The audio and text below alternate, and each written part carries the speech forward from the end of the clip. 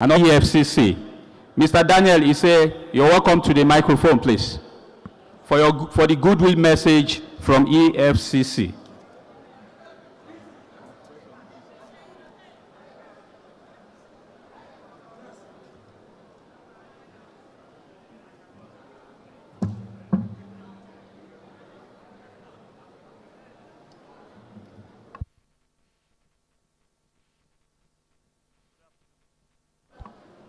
Good afternoon. I have the pleasure to be in your midst this afternoon and to say to you that the Executive Chairman extends his apologies. He would have loved to be here in person, and he has sent me to convey his goodwill message. And it's to say to you that the relationship between the institution and the practitioners and the EFCC has been very robust. And the theme for your program, which is unlocking real estate potential for economic development, is very key. The EFCC will ensure that we work with you to ensure that money laundering is not perpetrated through the real estate sector. We will continue to open our frontiers of collaboration. We will continue to fight quackery within professional bodies. And on the basis of that, he has said to you that you are strategic partners in the fight against corruption and money laundering, and to say that we should remain committed to the ethics of our profession. We should remain committed to ensure that we do what the law expects us to do by registering with relevant government bodies, including the Special Control Unit Against Money Laundering. And those transactions that you are meant to report, you report them at the right time. This is to tell you that for EFCC, we are ready, open, and committed to work with all professional bodies to ensure that Nigeria is rid of economic and financial crimes. So by this, I congratulate you for your event, and I wish you a very happy deliberation. Thank you very much.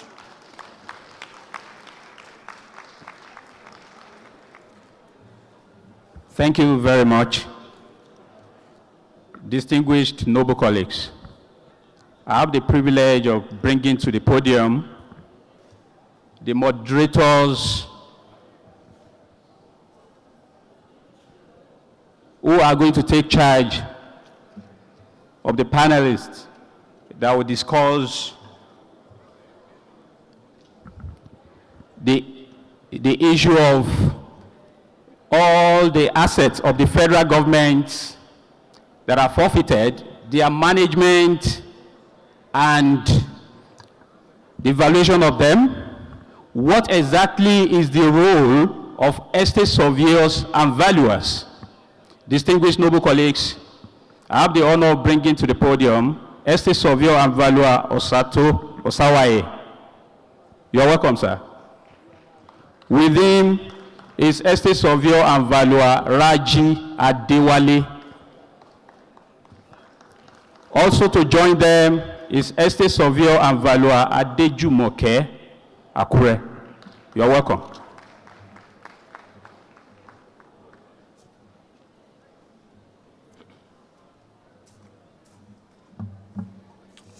Good afternoon, noble colleagues. Today we're going to be calling the following distinguished panelists to the rostrum, starting with our distinguished estate surveyor and valuer Gesh Enshaw. If he's in the hall, can you please come to the rostrum, please? Ushers, can you get our IPP up to the rostrum, please? Where are our ushers? They're still having tea break. You're welcome, sir. To follow is ESV Emeka Ele, another past president of our noble profession. Can you come up, sir? Following ESV Emeka Ele is ESV Bode Adedeji, our past president also. Emeka Ele can walk up these steps himself. His legs are still very strong. So can ESV Body Adedeji. To follow them is my prof, ESV Austin Otegbolu. And he can also jog up the steps himself. His legs are extremely strong. You're welcome, sir. Joining us virtually is ESV Paul Osaji. If he's already joined, maybe he can wave. Can we confirm that ESV Paul Osaji has joined? And lastly, but not the least, is our first Vice President, ESV Jumbo Amayebo. Where's our first Vice? You're welcome, sir. So you can see we have a robust, distinguished panelist for this afternoon's session. And they are going to be unlocking real estate potential for economic development, looking at the things that have happened in the past, vis-a-vis alienation of federal government assets. You know, the principle behind alienation of federal government assets itself is an unlocking of real estate potential, because the federal government realized that some of these assets are non-performing. So they felt, let us release valuable funds from assets that we have held on to for the years by selling them off and releasing money to divert into other areas of our economy. And the first president that did that was President Olusegun Obasanjo. During his first 8 years, there was a lot of alienation of federal government assets scattered all over the country. And this distinguished crop of valuers that you're seeing, that we consider our elders, forerunners in the institution, were active players during that era and up until now. So we want to hear from them. We want them to share their experiences and their hands-on experiences on how they dealt with these briefs that fell on the laps of estate surveyors and valuers in the last 20 odd years or so. So we're going to be having like an interactive session from them. Let them share their experiences, hands-on experiences, so that they can guide this present generation of valuers as opportunities get opened up in the federal government towards selling of some of the assets. We will notice that recently, when the federal government publishes this expression of interest, they seem to break them into lots, which wasn't being done in the past. The past, it was all lumped up together. Now they are breaking their assets into jewelry, because they are finding that federal government now compulsorily acquires or seizes assets that goes beyond real estate. Jewelry, in fact, we heard that some former ministers had so much jewelry, more than even real estate, which was alarming. So we're finding that the federal government now breaks it into lots. You have lots for plants and machinery, plants and equipment. You have lots for land and real estate. Then you have lots for jewelry and such things that we have to really grapple with. So we want to hear from them so that they can guide the present crop of valuers as to how to engage the government in doing these jobs. So you're welcome again, noble senior colleagues, and I would like you to speak experientially. We will not try to muzzle you, but we'll be giving you just about 10 minutes. We have 1 hour for this session. I know 1 hour is not even enough for a Bode Adeji to take us through it, or even a Gergenshaw that I was always running into in the office of the minister in those days, Mimiko and the likes. And if we leave them here, we will not go home, we will not do a cocktail tonight. But we'll start with Mr.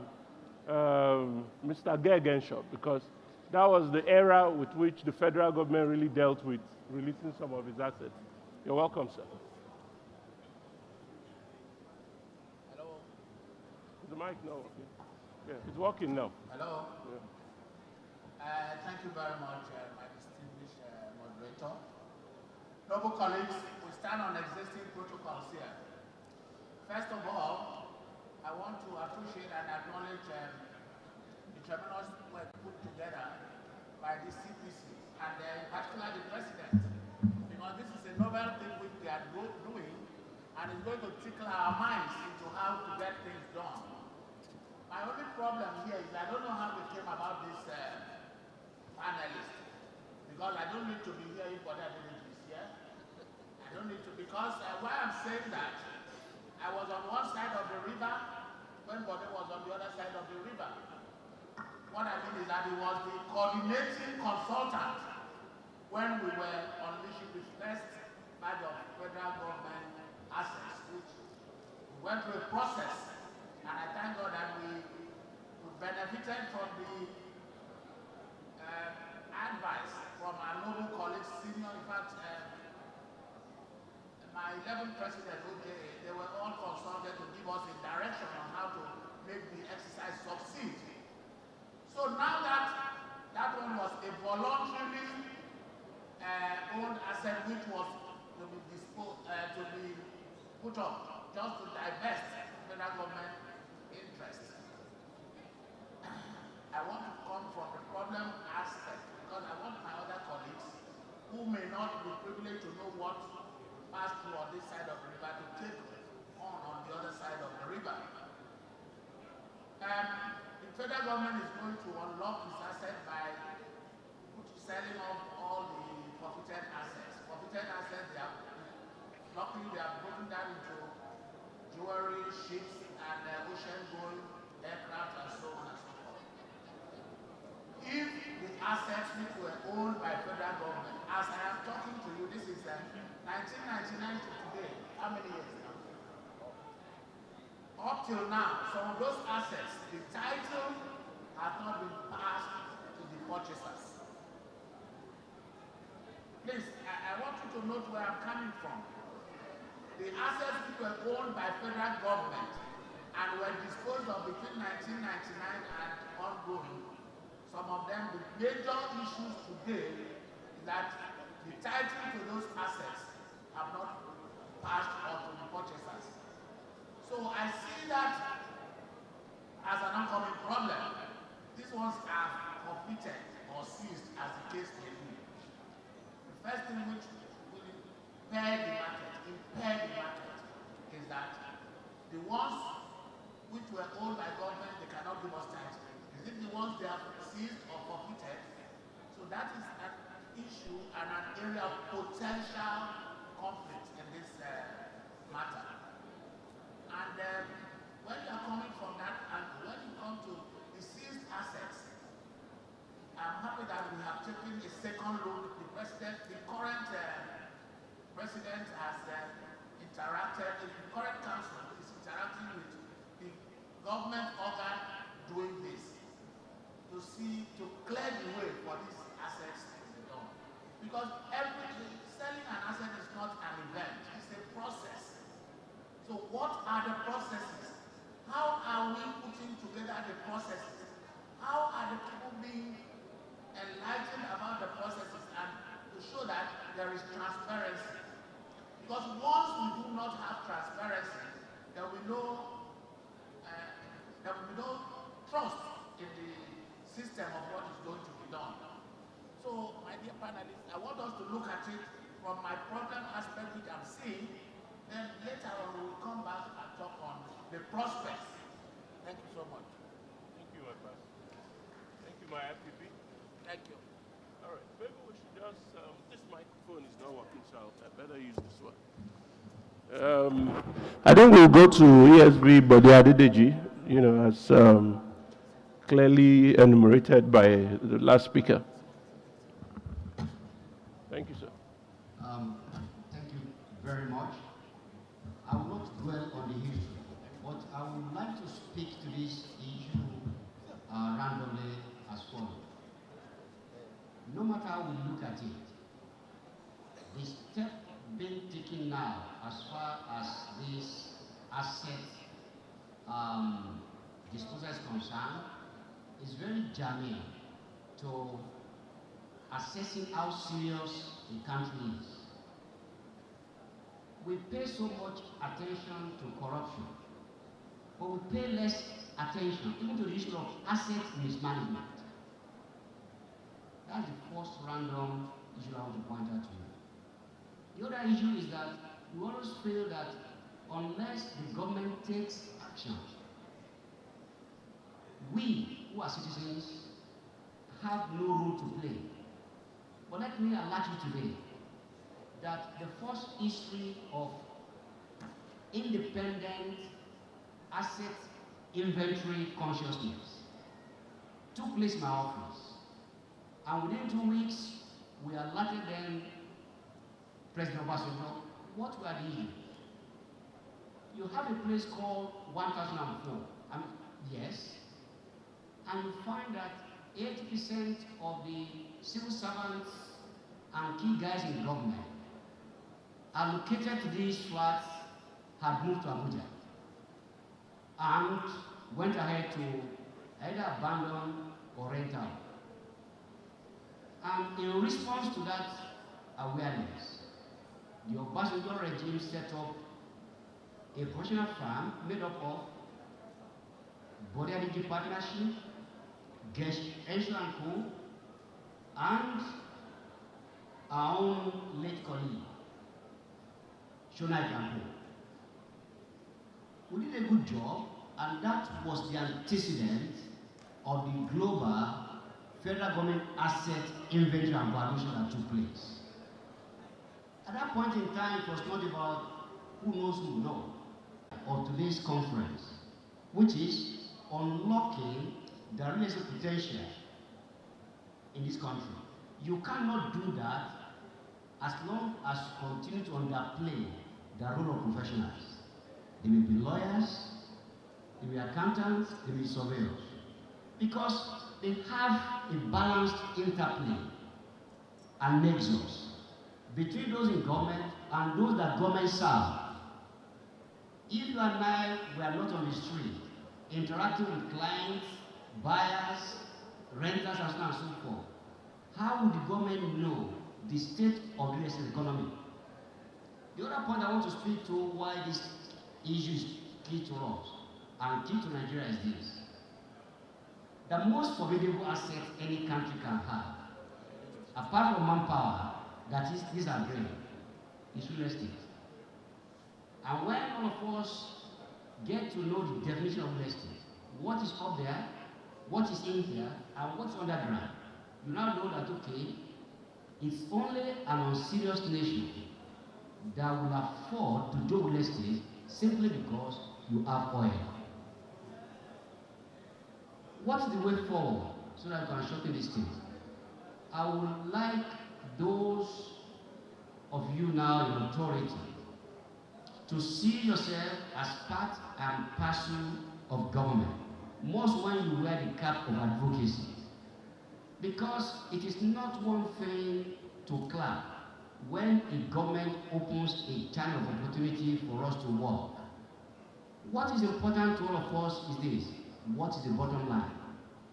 I've seen so many things in this country and elsewhere where a very good scheme of things, agenda, program, actions have been rolled out. It is not the first time the government will say, okay, we are trying to really value and sell either forfeited assets. But you look back that what are the processes and procedures that have guided that? And what is the bottom line to the man on the street? We should be concerned as far as the agenda is concerned. We must be concerned as far as the implementation modality is concerned. But what is key to me as a person is that when government then generates income from all these mega assets, how does the man on the street benefit? The moment we as professional body cannot defend the interest of the common people on the street, and assets are sold, but how the money is utilized is unmonitored, then we are back to square zero. I'm urging of us to take all these matters seriously. And wherever we feel that there are things that government have not paid attention to, it is our role as responsible citizens to point their attention to it in a very positive and professional way. I thank you all. Thank you, my Vice President. You spoke about the role of your firm and a few other firms in advising the Obasanjo administration and I was also very part of the selling and valuing of that transaction. Yes, sir. That's perhaps the most transparent alienation process that has ever been done in the history of our nation. And I think we should give surveyors, led by you, a round of applause for doing a good job. Having said that, I want ESB Emeka to speak to that particular role you guys played during the Ambassador era, as to how we can play that kind of role towards this government in the forfeited assets. Like ESB should say, there are some assets we bought for our client during the Ambassador era that I've not been able to get possession until tomorrow. I got my federal CFO almost immediately because I knew how to walk the corridors. But we don't have possession till tomorrow because some squatters are still on it. So, like you said, the process is not just selling. It's an entire process that starts from whenever you conceive it to when you can deliver value to a would-be buyer. And that is where we as estate surveyors and valuers can engage the client, in this case the federal government or the state government or the parastatal government, in an informed manner as to how to do a process that will deliver value. So ESB can you throw light more on this aspect of our Thank you very much, moderator. Let me join my fellow panelists. First, speak to the fact that what the government is doing is ideal. I mean, like Bode has said, if you go around this country and see the amount, the quantum of assets that are not being utilized, you will wonder what the government is doing or what we as professionals have been doing. In the past 1 week, I'm sure we've read comments by Mr. Wale Otalakin with regard to the federal secretary in Lagos, which still lies valid. I mean, if you read the story, you will weep. You will cry for the country with regards to what investors can go through when they purchase government assets. This morning I was taking a walk and I passed through the old Chelsea Hotel. It's still there, lying private, being used as a car park. But these are assets that are either properly alienated and be utilized for business and generate more income for both the government in terms of tax and the owners in terms of profit, can employ more people so that the issue of unemployment can be reduced. So I agree completely, and I'm sure we all share that view, that rather than the assets of the government lying fallow, whether seized or used, it is best to go through this process. It's best to get them in the hands of investors who can make a better use of them. Take the federal secretary in Lagos, for instance. If not for the issues that they have, I read the full text of Wale Otalakin, and I could see that he had all his plans covered. Because he's a lawyer. Not only did he pay the full amount that was advertised, in the agreement he signed, he ensured that it was the role of the federal government to deal with Lagos State government. So when you hear that they got a judgment of so much, bring the story. You see that he had a valid case. Because in the submissions he made, he ensured in the initial agreement that it is the role of the federal government who sends access to him to intervene with Lagos State government to get all the necessary approval. So by the federal government failing to get the approval, you can't blame him because he couldn't do what he was going to do there. So by and large, the sale of assets are good. It enables the government a lot of potential. I mean, there are what we call low-hanging fruits in management. Selling what you have to raise money is actually no low-hanging fruits. It's just a matter of the procedures that we follow. And I'm glad that Gesha and Bode have talked about the initial work that we're doing. Whenever the process is not right, something will always go wrong. Even under the ambassador regime, you recall that there was an initial sale by the minister led by Oshogbo. What the initial sale was, there were a lot of protests. Why were there protests? Because it wasn't done in a transparent manner. I mean, sale of public assets must be done transparently and must follow a procedure. Let's face it. If government can sell banks, look at the liabilities and debt of banks. AMCON will give all manner of palliatives and all manner of assurance for you to buy the bank. Why can't they give the same assurance to sell a property? If you go through the documents they sign to sell a bank, because let's face it, the story is always that the bank, the acquiring bank will never know the extent of debt that they are going to acquire. But eventually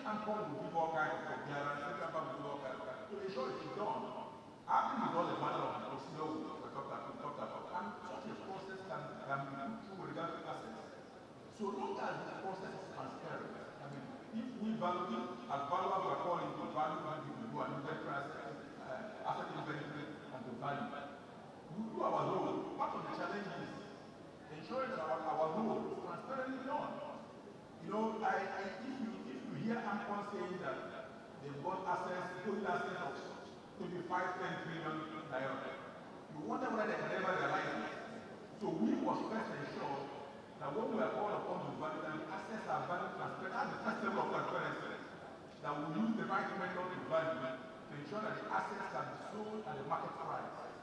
You know, as surveyors, forgive me for that question a little bit. You know, because there are multiple methods of valuation, I always say that no matter what method you adopt, whether method A or method B, the issue is how much that asset sells. You are properly